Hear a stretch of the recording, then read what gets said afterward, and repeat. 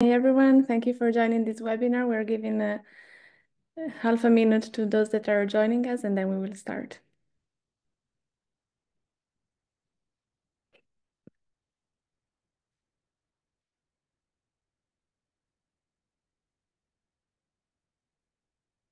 Okay, so hello everyone, and welcome to this webinar organized by Orion Policy Institute on climate change and human trafficking. My name is Marta Furlan, and I have the pleasure of being the moderator of today's event. I'm Senior Program Manager for Research at Free the Slaves and a non-resident research fellow at Orion Policy Institute. Today's webinar is entitled Climate Change and Human Trafficking, Exploring the Intersection and Solutions. So while climate change and human trafficking have traditionally been addressed in isolation, the truth is that these two issues are closely linked together in multiple ways. On the one hand, climate-induced disasters, environmental degradation, and growing scarcity of resources are affecting many communities worldwide, driving people into poverty and forcing many to migrate in search of work, of food, or safety.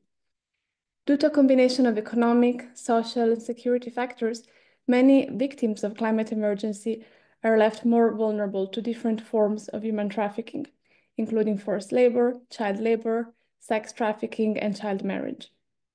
On the other hand, another way in which this intersection plays out is that many industries that are affected by human trafficking, for instance, because they use the forced labor or they rely on labor exploitation, also have a detrimental impact on the environment, and they contribute negatively to climate change, as is the case of many extractive activities, for instance. Now, to give you a more concrete example of these dynamics, a research project that was done by Free the Slaves and that I have the privilege of being part of found that illegal gold mining and illegal logging in the Peruvian Amazon are contributing to deforestation and environmental degradation, thus exacerbating the effects of climate change.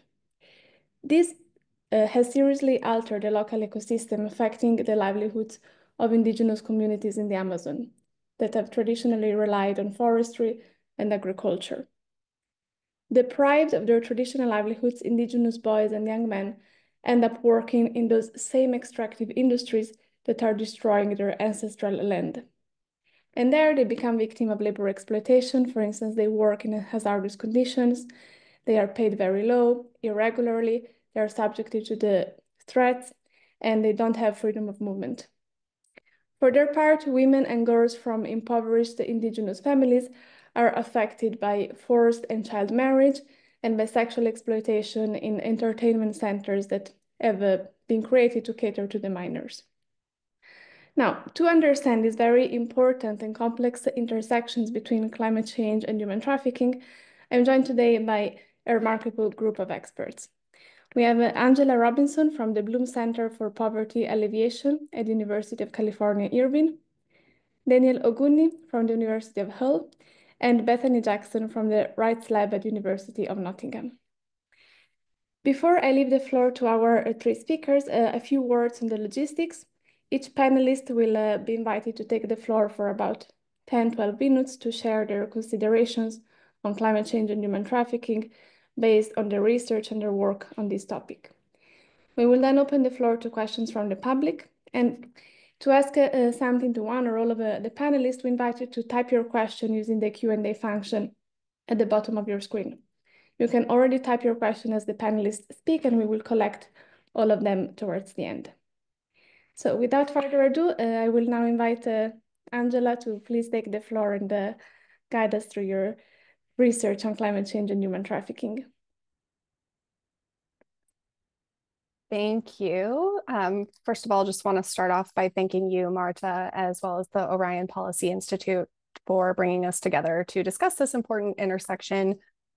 We all know this topic is becoming an increasingly urgent priority as the effects of climate change become more and more visible. So I'm located in Southern California, so my preparations and thinking for this talk today were influenced by the responses that have been in progress to the wildfires locally here. And I personally am located safely outside of the areas affected by the fires earlier this month.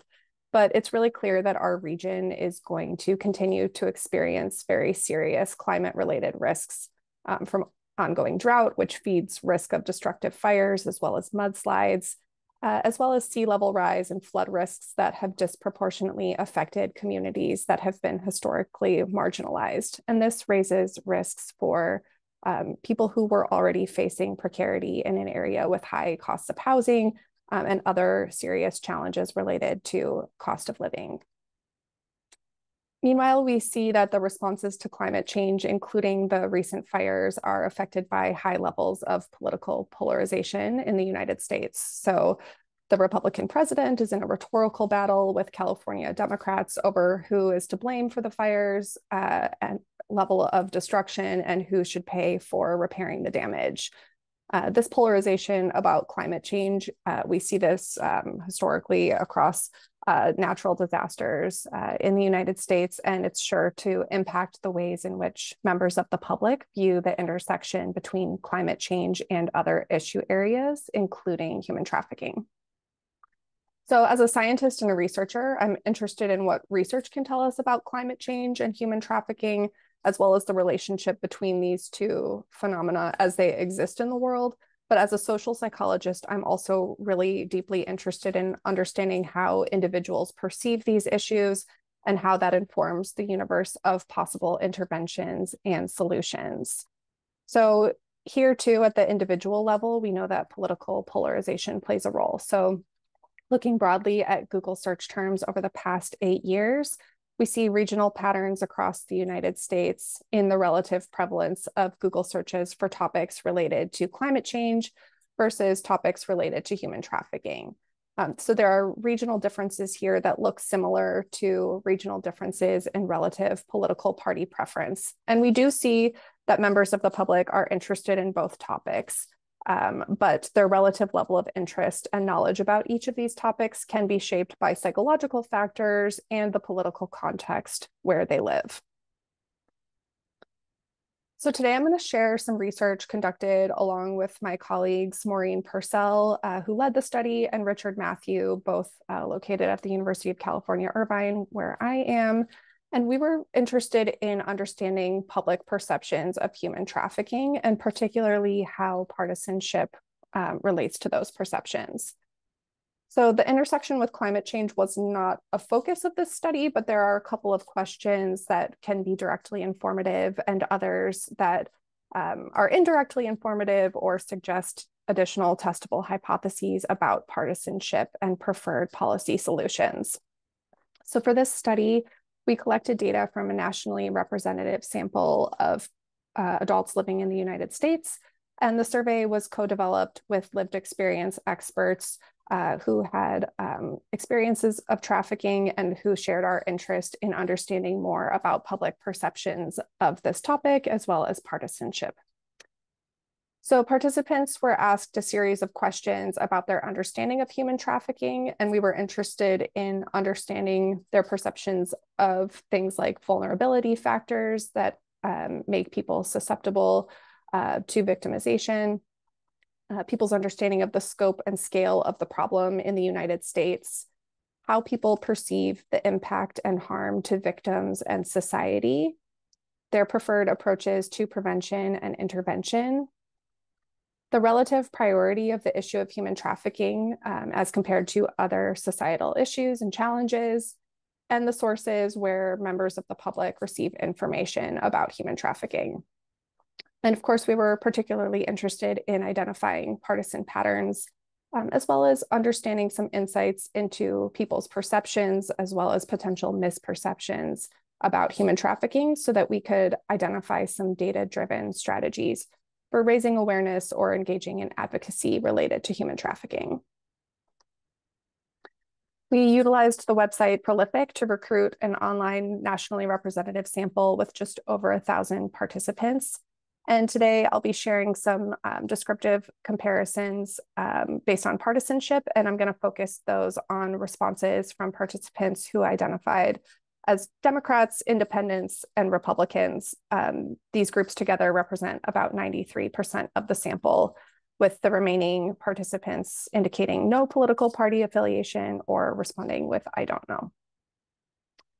And so I'm going to, for the purposes of today's conversation, I want to focus on a set of survey questions that asked participants, how much, if at all, do you think each of the following factors increases a person's vulnerability to trafficking?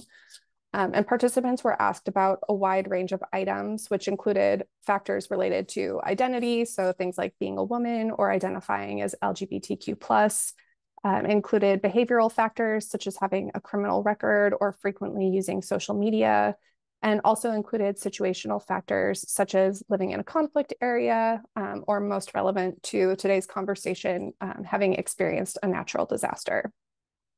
So for each item, participants were asked to indicate whether the factor increased someone's vulnerability to trafficking a great deal, a moderate amount, only a little, or not at all. And participants could select I don't know as well. So overall, the top factors that were perceived to increase vulnerability included being a woman, being a runaway, abusing drugs or alcohol, being younger than 18 years old, being considered attractive, and experiencing poverty. So half or more of participants indicated that each of these factors increased someone's vulnerability a great deal. And by contrast, experiencing a natural disaster was toward the bottom of the list, with 14% of participants indicating that this factor increased vulnerability a great deal, followed by 28% who thought it increased vulnerability a moderate amount, 26% said only a little, and about 20% selected not at all, with the remaining 12% saying that they didn't know. And the response pattern here is most similar to how participants rated the vulnerability associated with factors like having a criminal record, not being married, and having a disability. So we were interested in looking at how the distribution differed by political affiliation, given the highly polarized beliefs and attitudes related to climate change among members of the public in the United States. So here's the overall response distribution among the full sample of respondents for this item about vulnerability associated with experiencing a natural disaster. And then here's the breakdown by political party. So you can see that the distribution, it holds a similar shape among Democrats and independents, where a plurality of respondents shared that experiencing a natural disaster increased vulnerability a moderate amount, followed by only a little. However, among Republicans, responses were more evenly split between those two response options, as well as the not at all answer choice. So the percentage of Republicans who selected not at all was about 8%, 8 points higher than the percentage of Democrats or independents who selected this response option. And importantly, that does not reflect a more general tendency for Republicans to select the not at all option. And in fact, Republicans only used that option more than Democrats on 3 items. So the one about asking about the effects of experiencing a natural disaster, the item about having a disability, and the item about being unemployed, all of which are situational factors. So in other lines of research, my collaborators and I have identified partisan patterns where Democrats are more likely to attribute vulnerability and negative outcomes to situational factors like these, while Republicans are comparatively more likely to attribute negative outcomes to a person's behavior. So we see those patterns reflected here in Democrats' greater use of the not at all response option for behavioral factors like having a criminal record and frequently using social media. So I think these patterns in partisanship are important potential drivers of public attitudes toward appropriate interventions and how government should invest in addressing social problems. One thing that was really heartening from our survey data about public perceptions of human trafficking was that the American public actually knows quite a bit about human trafficking and cares about the issue a great deal. And we didn't see much evidence of different levels of concern or care by political affiliation. But when we dig into some of the specific, understanding some of the perceptions about the specific drivers of trafficking, these may differ by political affiliation. So I suggest that highly polarized issues like climate change might be particularly prone to the effects of partisanship and partisan understandings. We could see these reflected in attitudes about things like which victims are most worthy of intervention and care, and which interventions are viewed as responsible for addressing trafficking. So I'll just share a little bit of data from a question about which groups should be most responsible for preventing human trafficking from happening in the United States. And I don't have the partisan breakdown here, but I think there are still some interesting potential implications. So when asked about which groups should be most responsible for addressing this issue, the most frequently selected response options were law enforcement, politicians in the US government, border control agencies, and international government organizations. Additional response options included things like social services, businesses, medical professionals, private citizens, and others. And these were selected far less often than the top four. So of these top four, the US government and international governmental organizations are the parties that are most likely to have a public mandate, at least among Americans, to address the intersection between climate change and human trafficking at a policy response level. But we know in the current political environment that the US government will likely play a smaller and smaller role in any climate-related policies over the next 4 years. And that really leaves international governmental organizations to drive the policy response to this intersection.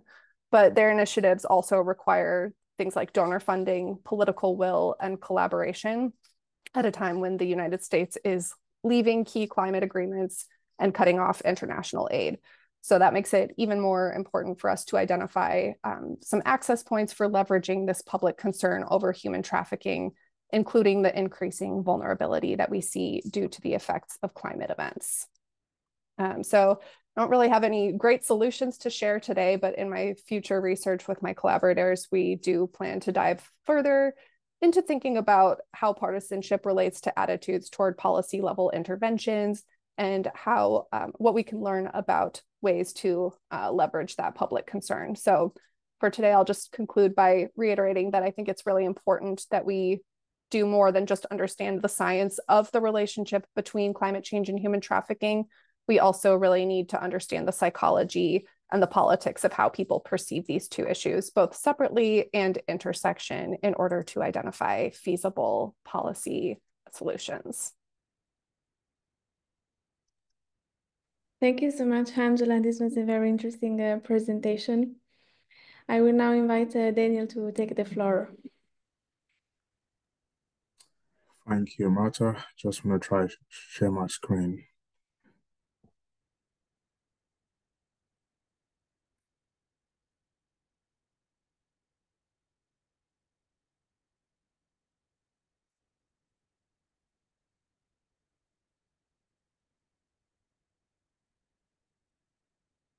Can you see my screen?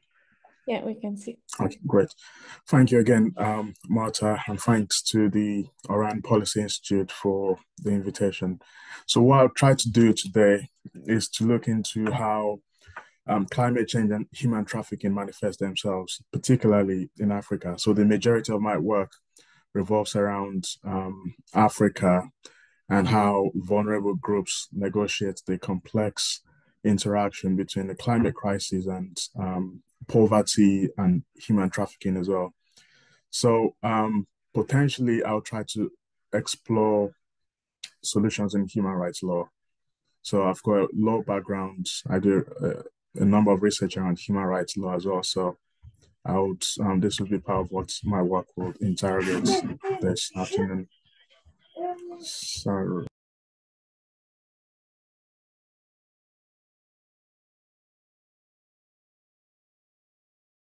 sorry, just a second.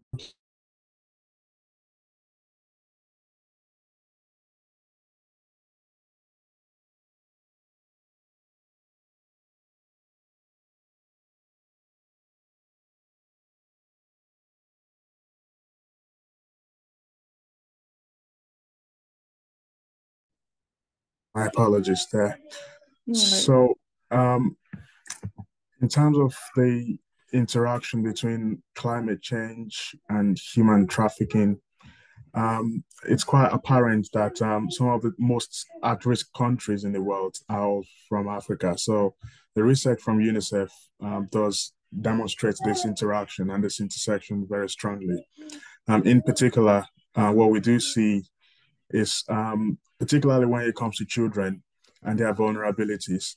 We see, of course, Africa produces, let's say, 0.5% of the global emissions, but they are the most at-risk countries. At least 10 of them are from Africa. And to that extent, looking at how these particularly vulnerable countries negotiate their, the complexities around these particular struggles. Of course, evidence from the World Bank equally suggests that by 2050, there would be significant climate displacement, particularly from Africa and South Asia, Latin America as well.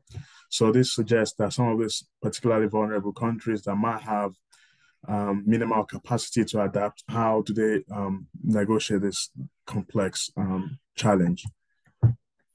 Now, my research, for the most part, does suggest that, for the most part, that climate change and human trafficking intersect very strongly, and they do manifest themselves as a result of material poverty. Looking at the majority of countries in Africa, what we do see is climate events, climate shocks, and things of that nature trigger loss of livelihoods, flooding, droughts, things of that nature. Immediately, once this climate sudden event occurs, people tend to be highly vulnerable, and then this drives a number of displacements and equally vulnerability to exploitation. So at the very surface or basic level, this is what we see. Of course, the majority of these societies are already, vulnerable from an economic standpoint. So we do see climate change appearing to intensify existing structural barriers and inequalities as well that we see in many of these societies in Africa. And we equally see a pattern where, in general, there's climate change, there is loss of livelihoods and economic vulnerabilities, and then there's displacement and exploitation. But on the flip side as well, we equally see sometimes where there's climate change, there's a loss of livelihoods, there is no displacement as such, but then there's still trafficking. In this particular one, I'll try to give it a few examples where families try to negotiate this complex challenge by sometimes giving up their children to raise funds, to raise money for the family through dowry and bride price and things of that nature. So looking closely at the intersection, I tried to give a few examples here on how they tend to manifest themselves in a few African countries. So for instance, in Ghana, we've seen examples of families, selling their children to labor agents in exchange for money. And equally, the weather pattern or the climatic pattern in a country like Ghana, sometimes the northern part of the country experiences significant drought. And as a result of that, there is migration down south, the southern region of the country. And when this occurs, trafficking networks, all these trafficking syndicates are usually on ground to, step in. They provide alternatives to some of these vulnerable groups. So there's this Kayayi, a group of women in particular in Ghana that are usually exploited. They migrate during their migratory journey. They are caught up in a number of exploitative patterns. So we equally see farming communities in many African countries. Once there is this climatic event and loss of livelihoods, they shift to the use of children, particularly. Some of them are trafficked, some of them are children within the relevant communities. And so this is something that tends to manifest itself very strongly in some of these African countries. Another pattern we equally notice is this challenge of armed conflict and how it does intersect with climate change. So there's the example of the Lake Chad in the Sahel of Africa. So this Lake Chad over the last 60 years, for instance, has diminished by around 90%. So agricultural communities, farming communities that rely on that lake for their subsistence, for their livelihoods, are forced to move. And it's a conflict-prone region that we do find many of these non-state armed groups, rebel groups, and terrorist organizations. They are usually on ground to provide alternatives. So for the most part, what we do see, there are increasingly efforts by these armed groups to utilize women or girls as sexual slaves, and children are equally recruited for combat operations. So a clear manifestation of trafficking in that area. And for Uganda, we do find the example of what they call famine marriage. So as a result of drought and significant climatic events, families tend to, marry off their daughters. So girls in the families are given up in exchange for money. So that's essentially to plug the gaps of the deficit created by climate change. And some of these individuals are, taken into places that where they face significant exploitation. And equally, when it comes to indigenous group in particular, we see this thing also tend to manifest itself in two ways, particularly. So sometimes, of course, we do know indigenous communities, their attachment to the environment, to land, and things of that nature. So once there is displacement, there's very solid evidence in this area. Once there's displacement from their historical, their traditional places of residence, and moving, once there's this sort of climatic event, they are forced to migrate to unfamiliar territories where sometimes they're not familiar with the language, the culture, and this exposes them to significant exploitation. And the other one, which is a little bit counterintuitive, I would say, is this displacement, which some have called conservation violence. So attempts to create climate mitigations and things of that nature. This conservative, this notion around conservation and creating reserves is often utilized to displace vulnerable groups, indigenous groups in particular. So this is an attempt to mitigate the climate change itself, but there's this unintended consequence of forcing people into regions and territories where they're highly vulnerable and susceptible to exploitation. So we see this equally manifesting themselves in a number of communities. This clean energy transition, again, it follows up to this question around mitigating the climate crisis. So efforts to address climate change has equally been problematic in the sense that it has equally induced human trafficking. So the entities, the large corporations working in this area of climate mitigation, they rely heavily on forced labor. Oftentimes, the victims are trafficked. We've got a number of examples from Uyghur in China, the DRC. So, of course, with the drive to net zero, it's only the case that the extent of vulnerabilities and exploitation might generally increase. So I just want to summarize a few of the interventions, potential solutions, which I find in human rights law. Essentially, just that there's a legal aspect, the judicial aspect, I should say, and then there's the aspect of human rights law purely driven by the United Nations. So maybe a background here is oftentimes, like I mentioned, there's the loss of livelihoods. So socioeconomic rights are usually impacted at the start of a climatic event. This tends to graduate to civil and political rights when victims have their civil and political rights violated by perpetrators, essentially. And so we do see, I'm conscious of time, I just will run very fast now. The Paris Agreement provides a background for integrating human rights obligations into climate action. So when countries essentially are responding to climate change, there's a human rights obligation they have under the Paris Agreement and other human rights documents as well. But what we do see is the United Nations has, over the last few years, taken particular action to, let's say, adopt specific resolutions that would govern the interaction between the climate crisis and human trafficking. So states and countries are giving, guidance and on how to address this intersection. So there are resolutions since 2020 2008, about 17 years ago or so, has particularly addressed this the connection between these areas. And also the UN Permanent Forum on Indigenous Issues has equally taken specific measures to address some of the intersection.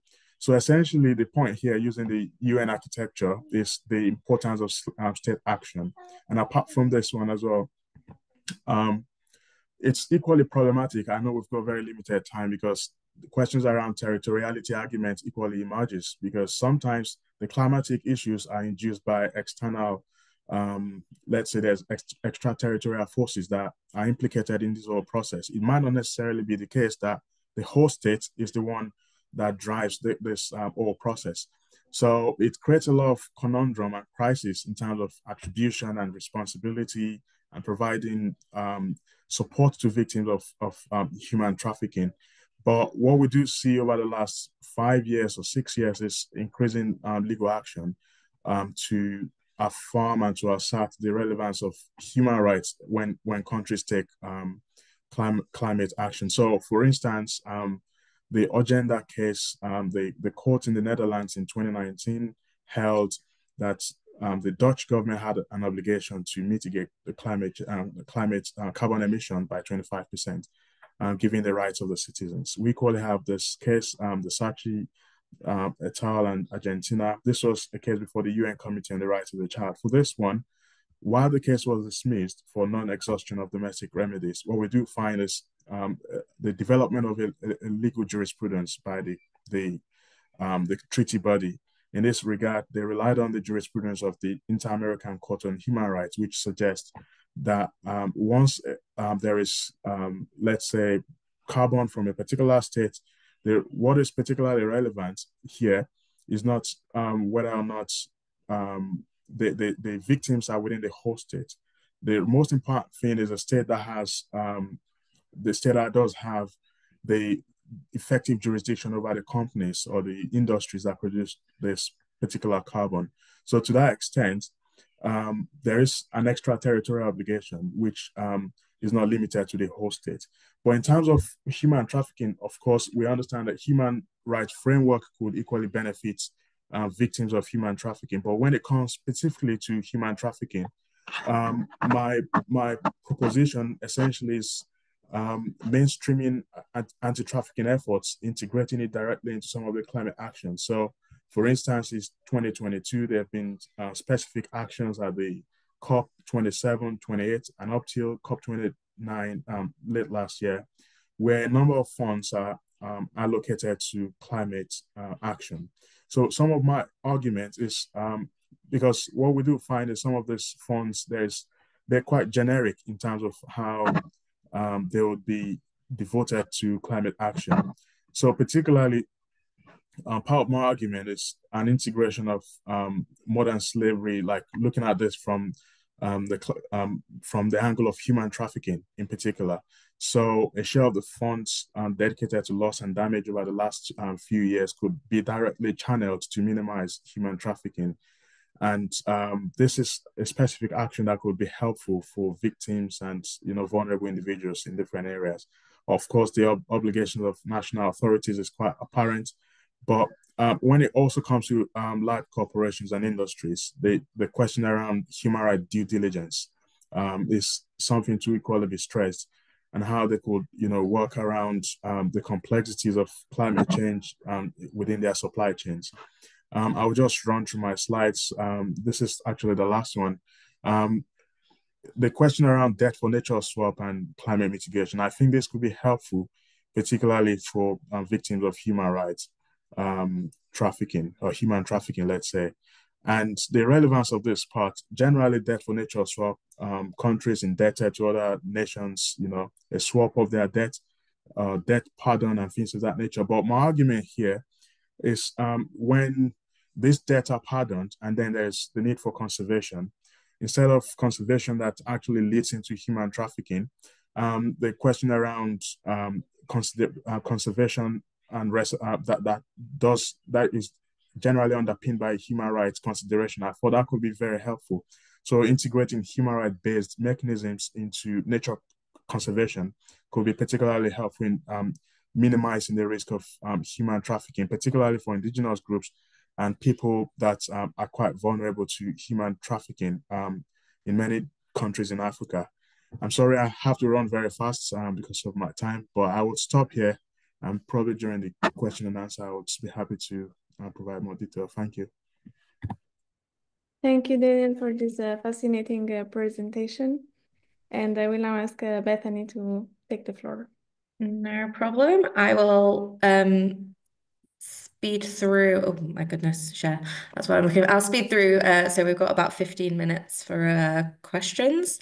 So yeah, my name's Beth Jackson. I think it's nice that I'm following on from Daniel actually, because I think there's some parallels into what he was saying there.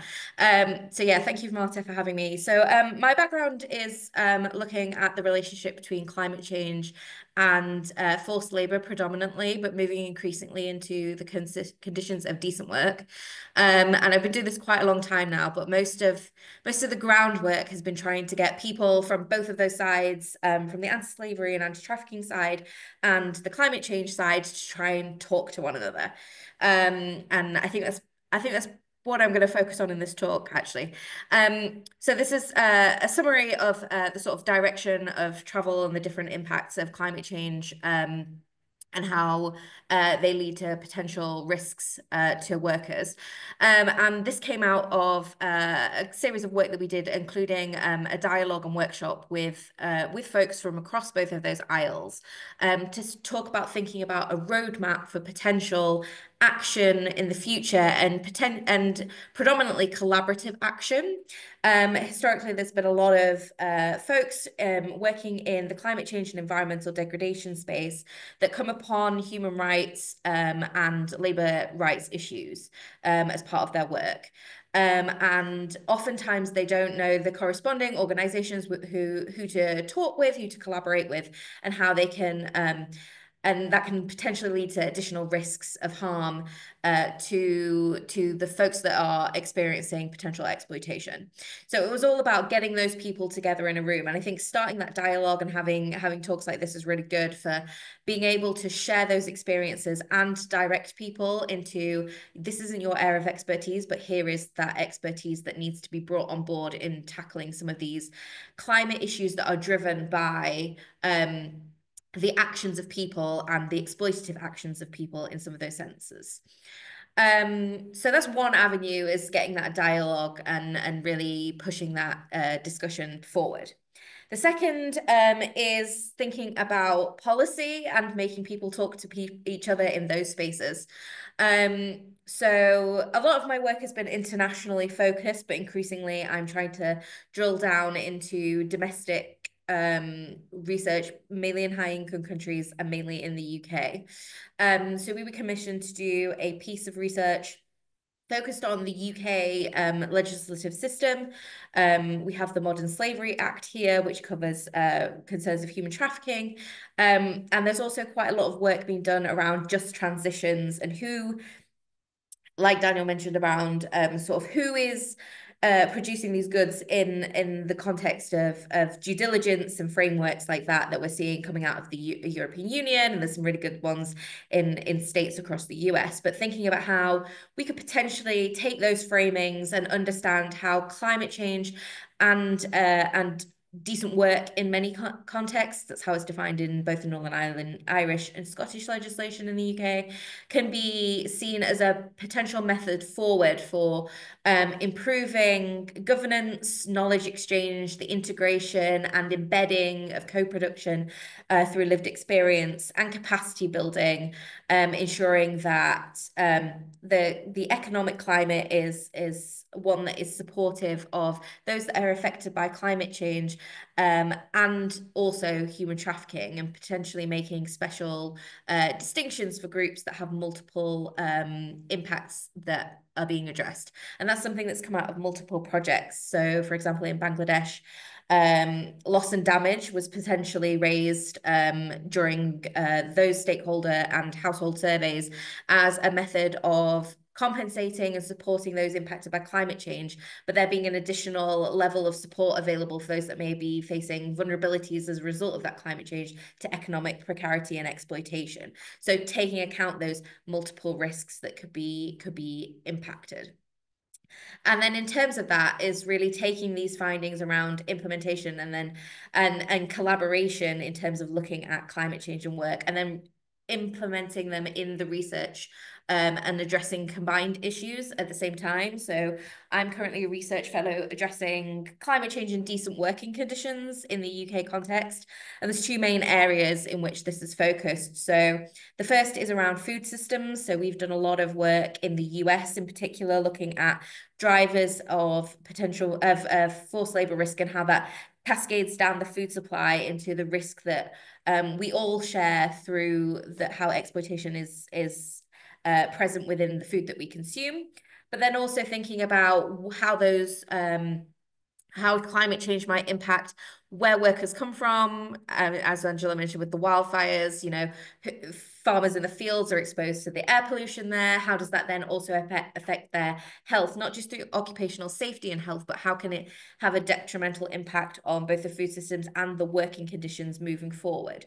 So really thinking about everything as a holistic system, rather than and trying to get those who may be coming from areas where they may be potentially thinking about climate change but not necessarily work, and then thinking about, or vice versa, and really embedding each of those different dynamics with the people and stakeholders that they're most of value to. So I'm going to shut up now so we can do some questions, Marta. Well, thank you, Beth. Perfect timing, and thank you for guiding us through your research. So I will now open the floor to the questions, as Beth was saying. So I see that we have a couple of questions in the chat, and I remind everyone who wants to ask or comment on anything that was said to please do so through the Q&A function at the bottom. So to start, we are being asked by Zachary, what ways do human traffickers use to target victims of natural disasters? So if throughout your research you have found the specific strategies or tools that are used by human traffickers to take advantage of those that have been affected by a climate emergency. I can come in on this. We've done a little bit of work in Bangladesh, so it was more focused around the longer term impacts from the short term nature of the cyclones that were hitting. So it was about the time that it took communities to recover, and that length of time was actually where the majority of risk was, because it was involving migration for work seasonally. So it wasn't necessarily in the location where the hazard had occurred. It was more the choices that then had to be made by the household as a result of multiple impacts from hazards, but also to enable stability economically as a household. And then we've also done some work in the Bahamas where it was sort of different, which is also a cyclone impact in the form of a hurricane, but it was more the immediate aftermath of the hurricanes itself where the risks seemed to be most prominent. So it was as you were immediately displaced rather than sort of that longer down the road. So I don't think there's one size fits all. I think it very much depends on the economic system in which a community is embedded and how a trafficker might seek to exploit someone in that situation. If I could equally add to that, for instance, in some of the African countries that I look at, particularly in the Sahel, so given the breakdown of, let's say, the social welfare system or non-existence of this social welfare system in those regions, once there's a climatic event, once there's a disaster, for instance, usually some of the maybe armed groups or the rebel groups or the terrorist organizations in that region usually provide ready alternatives for these individuals. So there's an appeal to the extent that they just find, I mean, at that point, their immediate need is probably shelter or food or things of that nature. So these individuals are usually on ground to make those provisions. And apart from that, I did mention questions around marriage, forced marriage.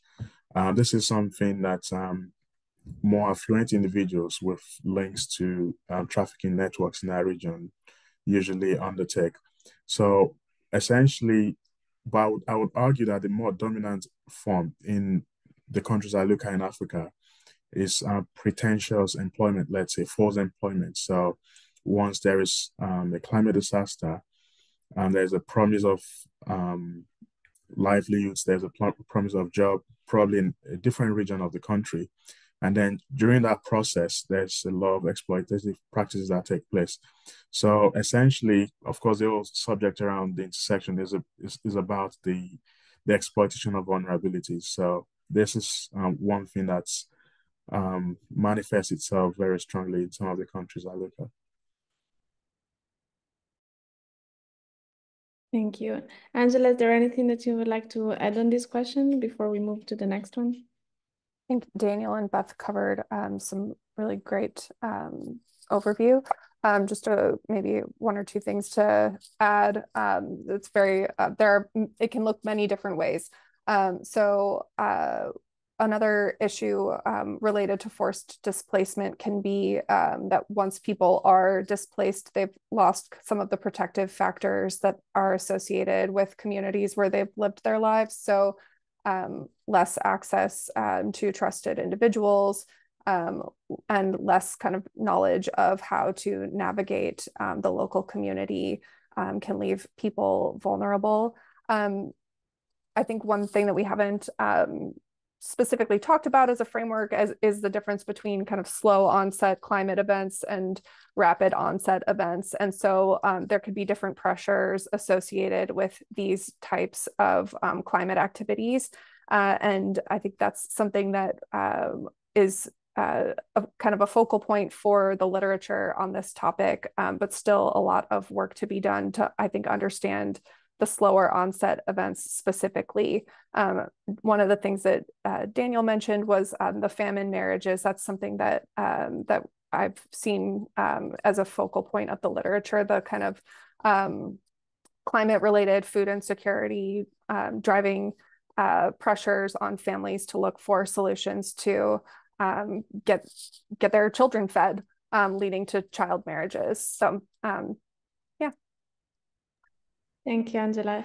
So next question is from an anonymous attendee. And what do you think are the most important takeaways from this topic on the intersection of climate change and human trafficking? If there is a point that you would like people to leave this webinar reflecting on.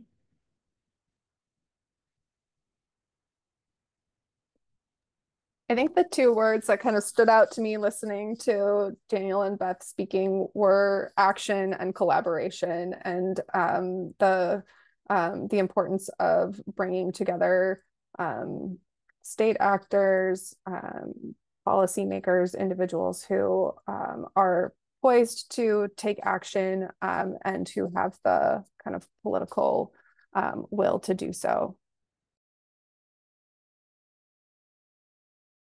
If I could add to that, I would say for the most part, let's say the responses to climate change usually focus on environmental outcomes.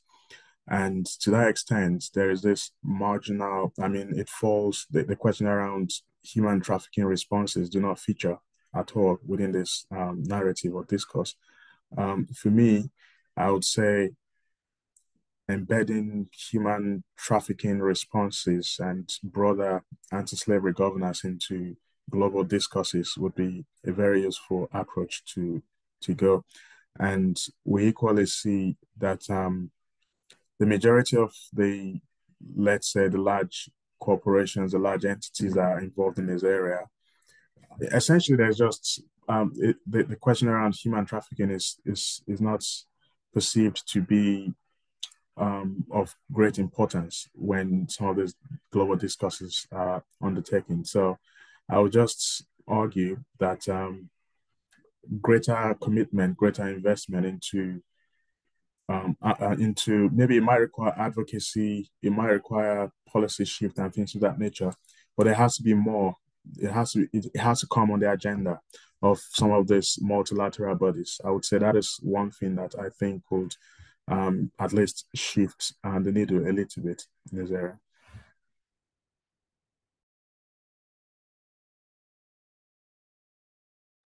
Beth, what is your takeaway? I'm going to say the classic, but lived experience should be embedded throughout. And then the second other thing, I think they're both extremely complex issues, so it can be quite daunting, especially when thinking about them together. But I don't think that means that we shouldn't try. Excellent, thank you. And next, Paloma is asking what area has the highest rate of human trafficking currently?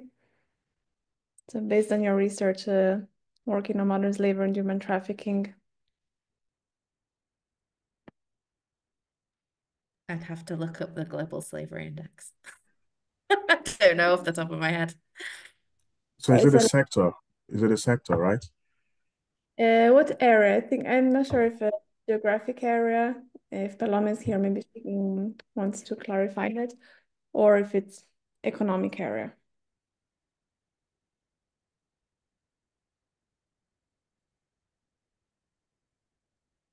Because what we do know is that forced labor, of the 50 million in terms of the sector now, the usual 50 million global estimates, I think recent research from the ILO does suggest that probably around 28 million are caught up in forced labor. So yes, forced labor in different forms.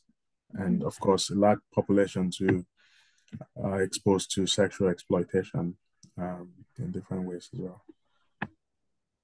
With women and children being disproportionately affected.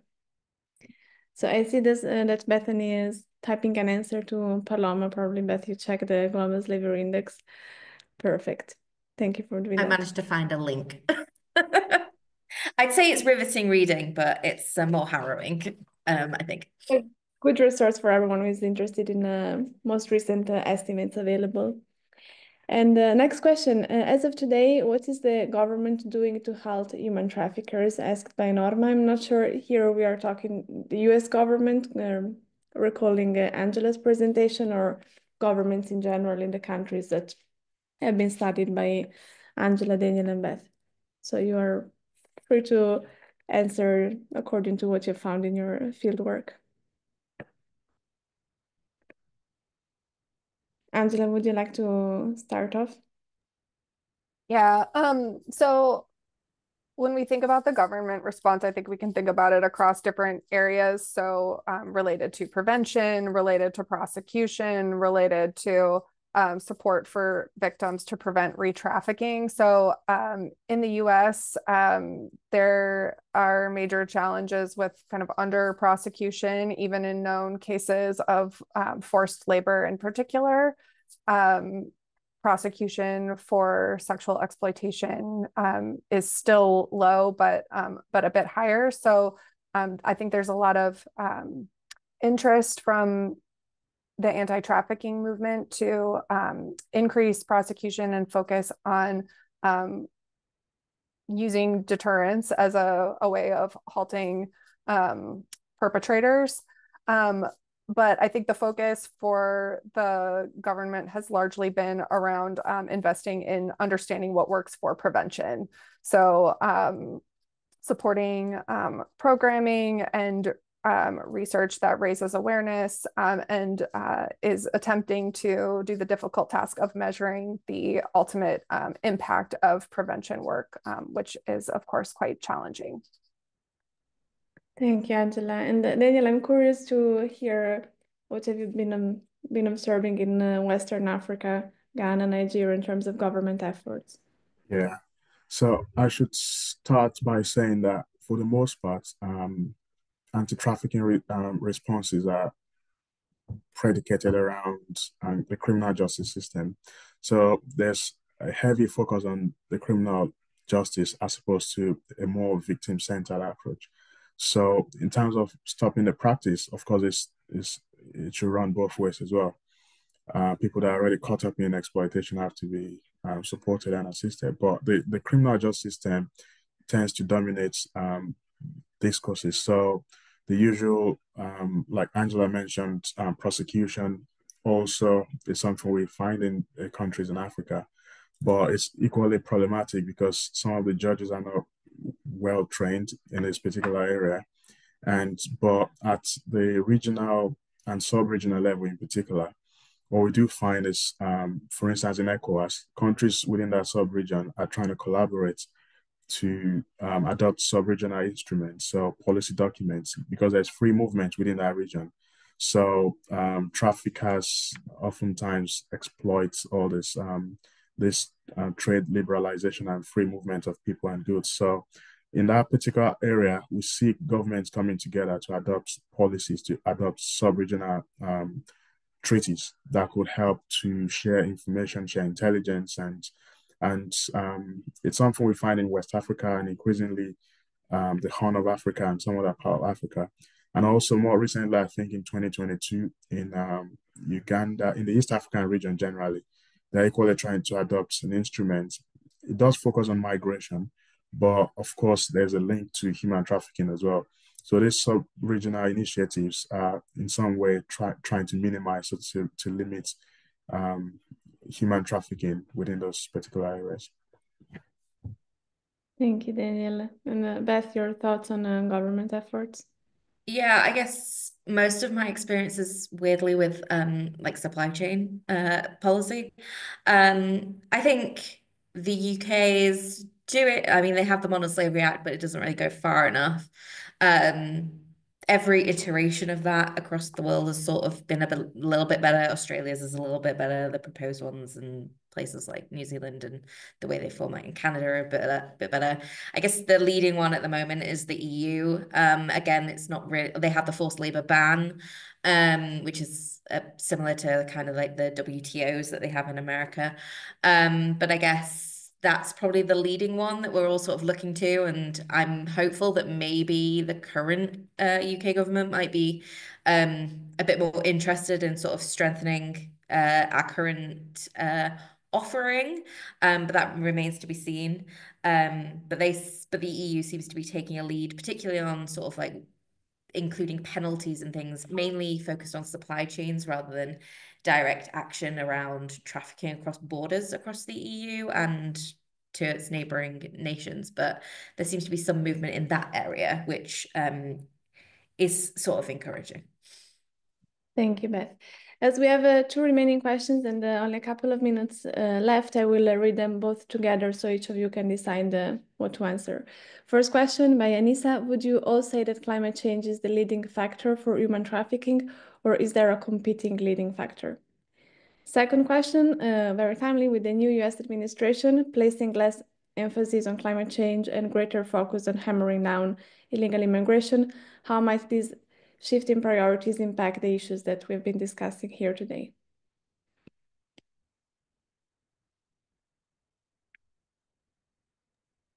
I can go first. So to the first question, I think kind of Daniel's talk kind of really put into nice focus the importance of integrating climate change response and human rights response.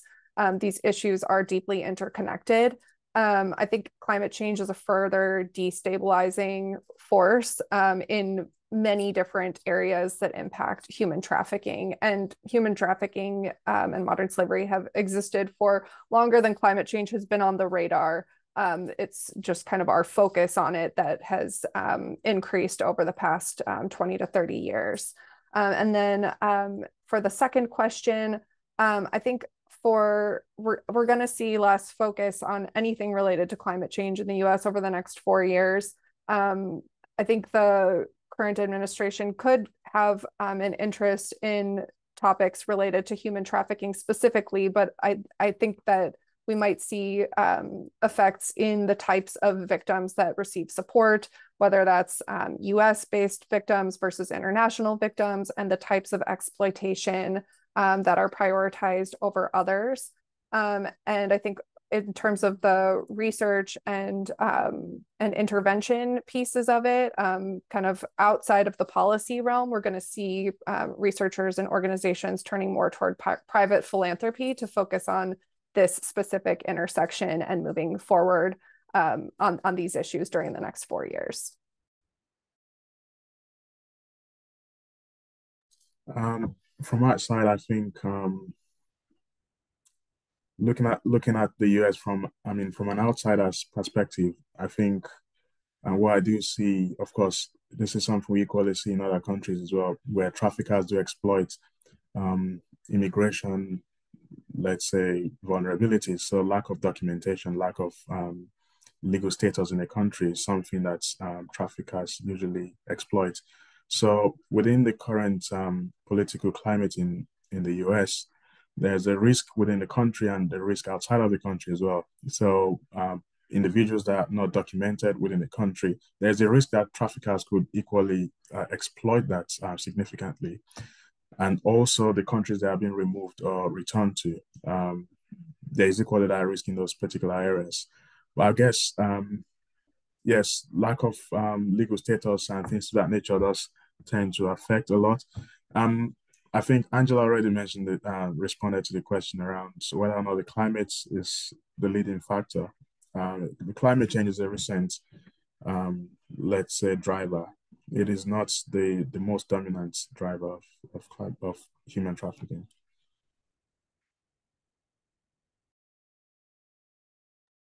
Yeah, I don't really have much to add apart from, yeah, I think climate change, it's hard to untangle anyway, whether it's like a dominant driver. It tends to be one of something that amplifies other issues that are being experienced. And I think that can make it hard to sort of pass out as a particular main driver.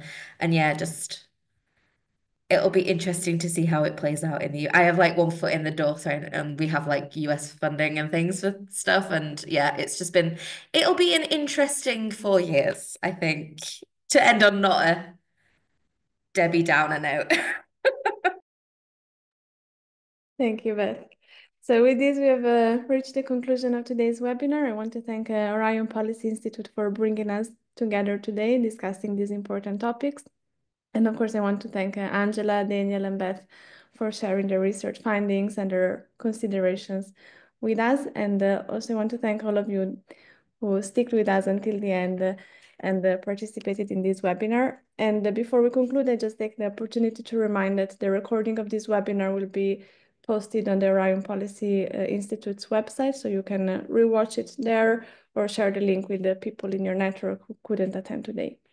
Thank you once again all. Thanks, Marta.